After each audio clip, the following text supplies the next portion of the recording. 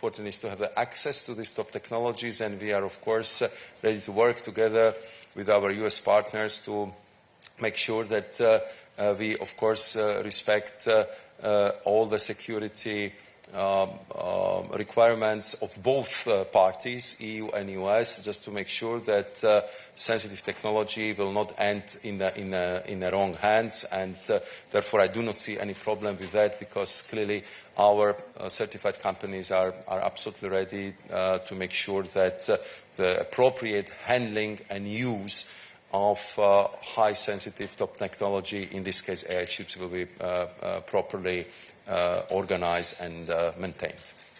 Thank you, Commissioner. We'll take a couple of questions online, starting with Anupriya from Euractiv. Anupriya, the floor is yours.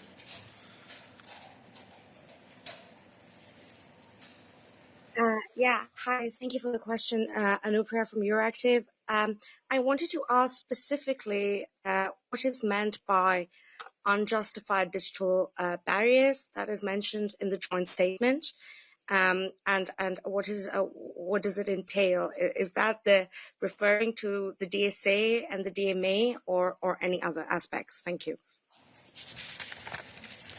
Thank you very much for this question as well.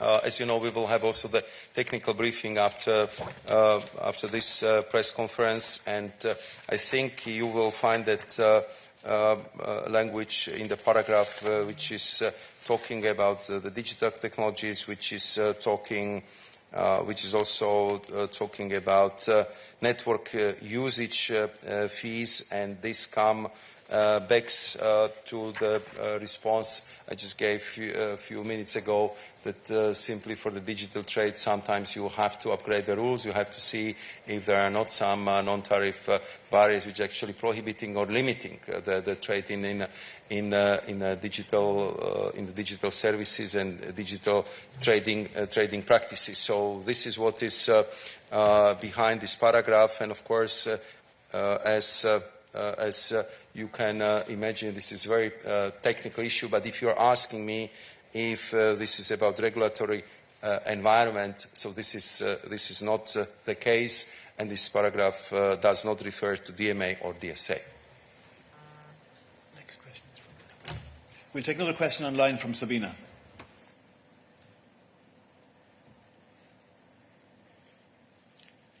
Sabina, are you there? Can you connect? I'm going to give you one last chance, Sabina. Sorry, here I am. Sorry. Can you hear me? Yes, go ahead, please. So, please, what are the prospects for tariffs on wine and spirits? Yeah, the tariffs on the wine, spirits and beer was one of very important offensive interests of the European Union. Unfortunately, here we didn't succeed to get this sector and this category among the sectors which would continue to be on the MFN level. I just would like to add one very important word, and this is yet. Because our US colleagues, they know that this is our offensive interest. That's something which is very important for us, and therefore I would also refer you to the paragraph which is very important for us, which says that both parties, the United States and the EU, are ready to look at other sectors where we could lower these tariffs in the future. It's not precise wording, I can find it there, but I'm sure you will find it in a joint statement. So these doors are not closed forever. We've been very clear that this is very important for us, and we'll be working with our US partners over the time to open the number of the sectors where we would like to see, for the benefit, I believe, on consumers on both sides, and for the benefit of the trade, to further lower the tariffs, especially in these very important categories, to the MFN level. Thank you, Commissioner. Coming back to the room, we have Edith. Thank you very much. Edith Hancock with Dow Jones. Thank you for the question. It's really a follow-up on the wines and spirits. So you say that this has been a big issue for the European Union. We know that member states have been lobbying quite hard for that.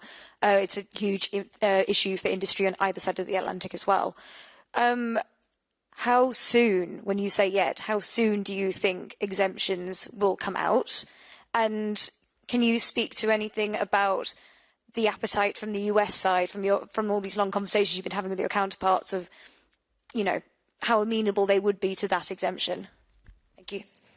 I don't want to say that that would be easy or that it will happen the next week. Clearly, you know, we've been working on it since we started these negotiations since February, and there have been different opinions on this issue coming from the US side. In the end, what I understand was very important for our American partners was the balance, the number of the so-called carve-outs and the overall level and the balance of the agreement which would be acceptable for the President of the United States. So I would say that what was very important is to stabilize the situation, to start from somewhere. We are starting from the joint statement. We are opting for predictability, certainty in this regard, and of course this would be the issue which would be on the table, and we'll be looking different ways how we can address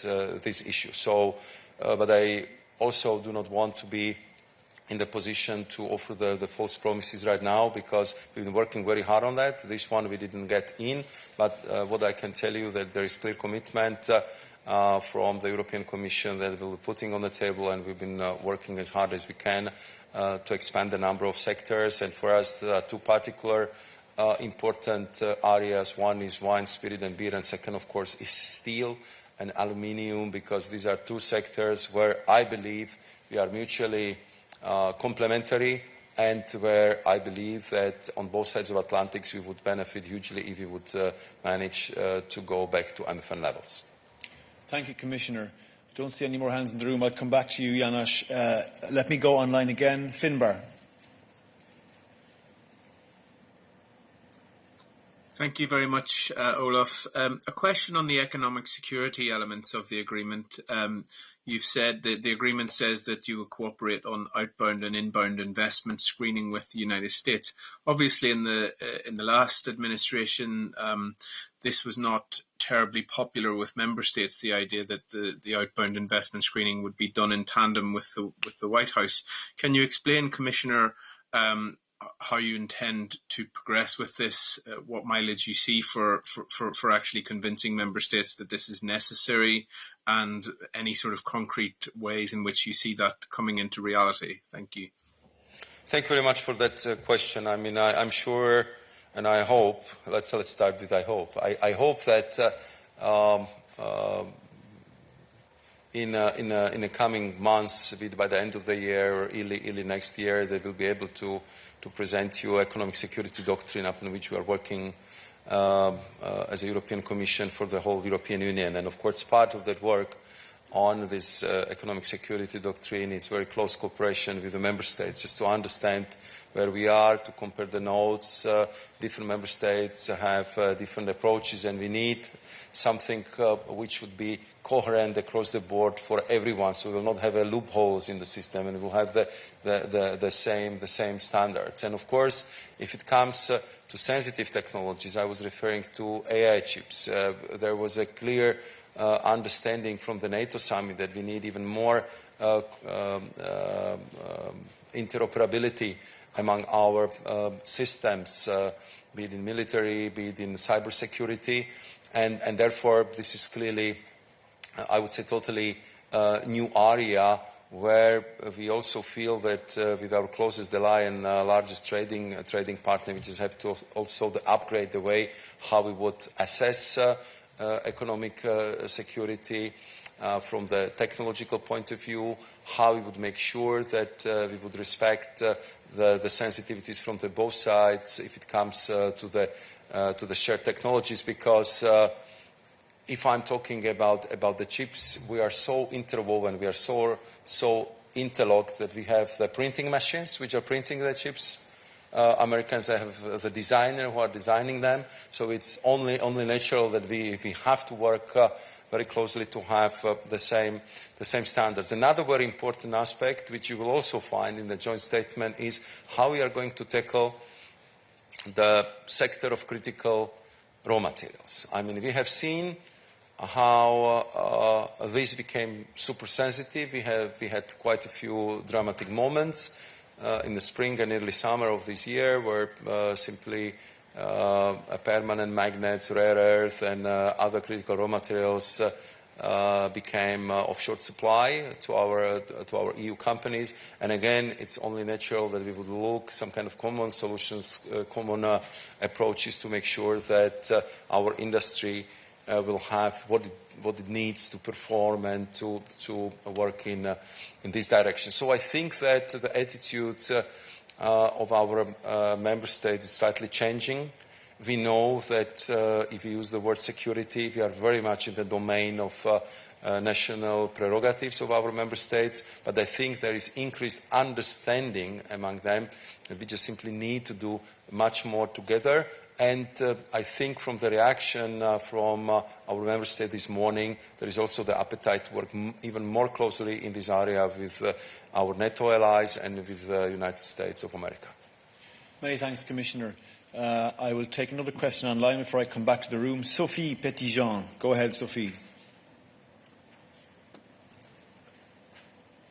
Yes, hello, thank you. Coming back to the unjustified digital barriers, I would like to ask you about a statement from Mr. Lutnick that he gave end of July, where he said that plenty of hours trading left to do, and he mentioned namely digital services taxes. So can you elaborate a bit about that, as it's not mentioned in the joint statement? Is there an informal agreement to discuss this topic in the future? Thank you. Thank you very much. You rightly pointed out that there is no reference in the joint statement to this, because we've been focusing on the top priorities, and if it comes to taxation and digital service tax, as you know, those which exist have been issued under the national competence, and therefore the EU doesn't have the competence over this nationally introduced digital service taxes. Therefore, we decided to keep all this sector out of the joint statement, and our focus would be now on the proper implementation of what was agreed, and therefore I'm glad that this is how we concluded our discussion on this common document, because it anyway gave us a lot of work for the coming months and weeks. Thank you, Commissioner. We need to start wrapping up, folks, as the Commissioner has other engagements and we want to allow time for the technical briefing. So I'll take one more question from online. Matthew at MLEX. Go ahead, Matthew.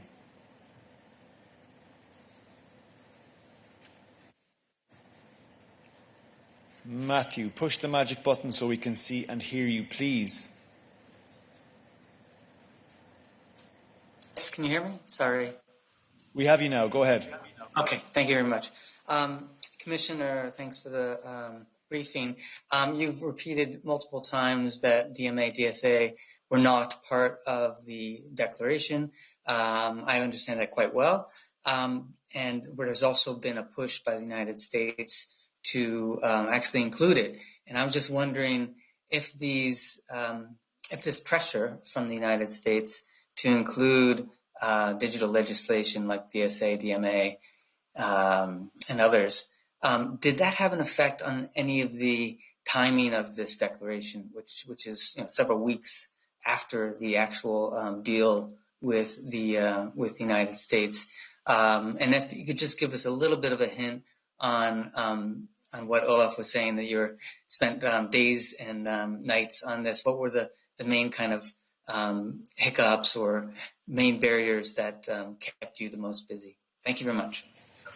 Thank you very much. I mean, and Olaf was right, and I think he joined us in some of the trips. I think if I look at it from retrospect, I was the first foreign guest of Secretary Latnik.